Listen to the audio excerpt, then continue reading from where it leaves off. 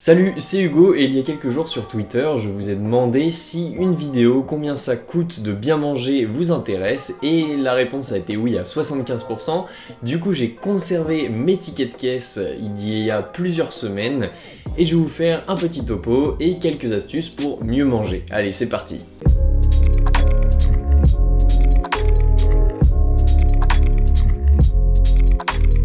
D'ailleurs sur Twitter, si vous ne me suivez pas, je mettrai tous les liens dans la description et allez me suivre, vous loupez plein de choses si vous n'êtes pas abonné. Avant de commencer, je tiens à préciser que je ne me considère pas comme l'homme qui mange le mieux sur Terre, je suis loin d'être le mieux. D'ailleurs si vous avez des astuces pour mieux manger, n'hésitez pas à les mettre dans la description et si j'ai oublié certaines choses, n'hésitez pas à me le faire remarquer aussi, on apprend ensemble sur cette chaîne. Mais j'essaie de faire des efforts rien que pour ma propre santé et clairement je vois nettement la différence entre des moments où je mange très mal et des moments où je mange beaucoup mieux. Ça a des répercussions sur mon humeur, sur ma capacité physique, sur ma fatigue, sur ma flemme, etc.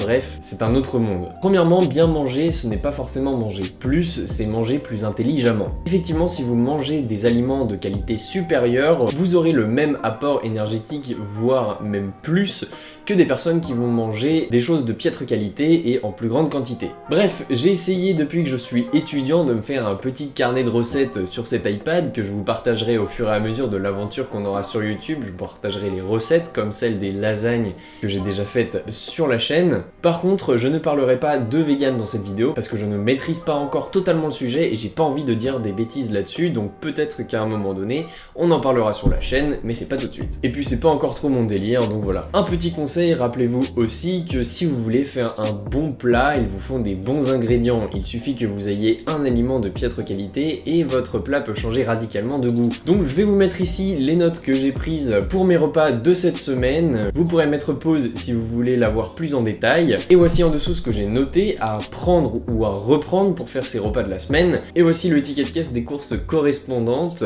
Restez bien jusqu'à la fin, je vous dévoilerai le montant après les astuces pour mieux manger. Pour les fruits, essayez de prendre un maximum de fruits des pays dans lesquels vous vous trouvez. Par exemple, moi je suis en Allemagne, j'essaye de prendre un maximum de fruits qui viennent d'Allemagne. Et par exemple, si vous êtes en France, prenez un maximum de fruits français. Prenez pas par exemple des fraises qui viennent d'Espagne. Essayez du moins au maximum de réduire les provenances étrangères. En tout cas au supermarché, sinon vous pouvez aller directement au marché. Et puis le marché, quelquefois c'est moins cher. Et si possible, surtout vos fruits, essayez d'avoir le label bio ou un label certifié. Pareil pour les jus de fruits, soit vous le faites vous-même avec les fruits que vous avez chez vous, soit tout simplement essayez de prendre un jus de fruits avec le moins de sucre possible ajouté. C'est très mauvais pour la santé, c'est très addictif ensuite, donc essayez de prendre des boissons avec le minimum de sucre possible. Il y en aura forcément, étant donné que dans les fruits il y a naturellement du sucre, mais essayez de modifier ça. Sinon vous pouvez toujours aller dans les fermes directement aux producteurs pour pouvoir les acheter. Et s'il vous plaît, dans les jus de fruits, ne prenez pas les jus sans pulpe. La pulpe, c'est là où il y a toutes les vitamines. Prenez avec pulpe, c'est carrément meilleur, et en plus il y a plus de vitamines.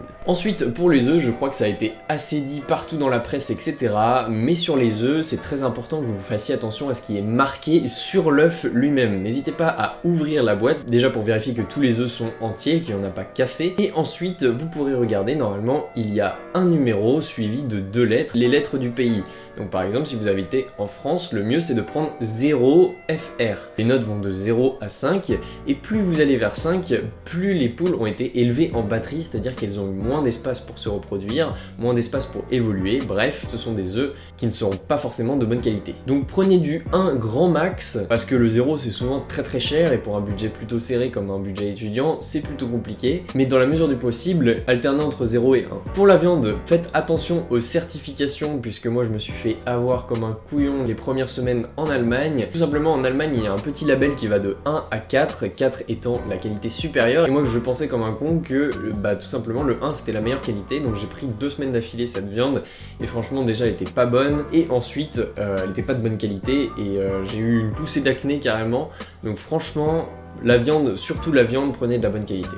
Ou tout simplement, prenez-la chez le boucher, ce sera beaucoup plus simple et beaucoup plus sain. Et faites pareil pour le poisson, je m'y connais un petit peu moins puisque je cuisine beaucoup moins le poisson. Ensuite, pour les autres produits, style sauce tomate ou produits en conserve, etc., essayez de le prendre avec le moins de sucre possible encore une fois, puisque les producteurs ajoutent beaucoup de sucre pour que ça ait un effet drogue, cigarette, etc., pour que ce soit addictif et que vous en rachetiez par la suite. Donc regardez derrière l'étiquette, prenez celle avec le moins de de sucre possible et avec le moins d'additifs possible. On peut remarquer qu'il y a des additifs avec la lettre E et plusieurs chiffres derrière.